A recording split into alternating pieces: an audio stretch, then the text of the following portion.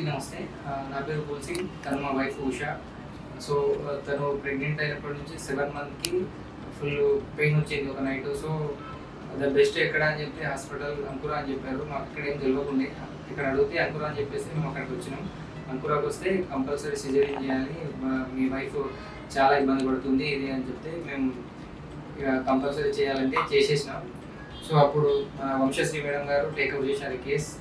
తను చాలా ఓపిక్గా, అంటే మాకు టిఫా స్కాన్లో వేరే దగ్గర చేయించినాం, అక్కడ కూడా ఏం ఇబ్బంది లేదు అని చెప్పేశారు. కానీ ఇక్కడ చూస్తే చాలా ఇబ్బందుల్లో ఉంది మా wife.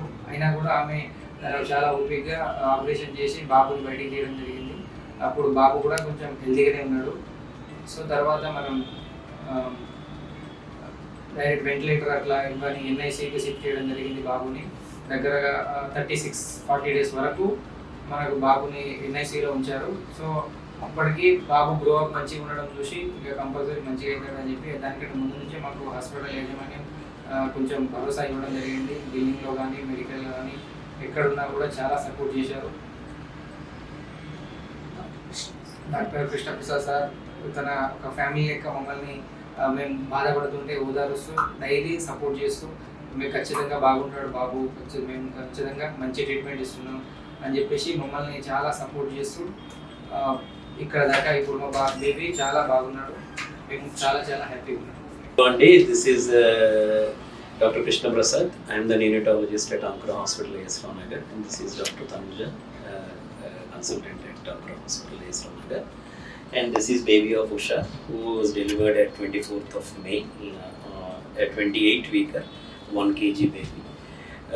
As a preterm baby, she had respiratory problems, so baby was intubated at birth and was given medicine into the lungs, that is surfactant, and slowly was weaned off to a CPAP.